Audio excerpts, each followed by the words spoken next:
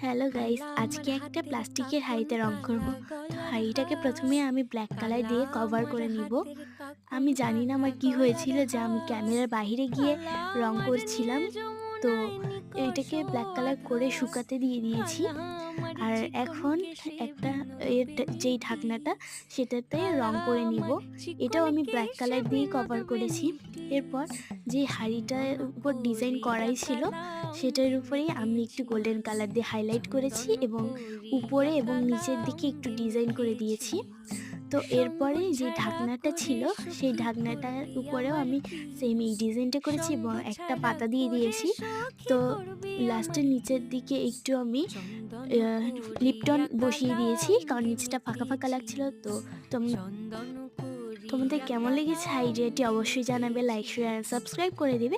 আর এরকম ভিডিও পেতে হলে আমাদের সাথেই থাকবে। বাই।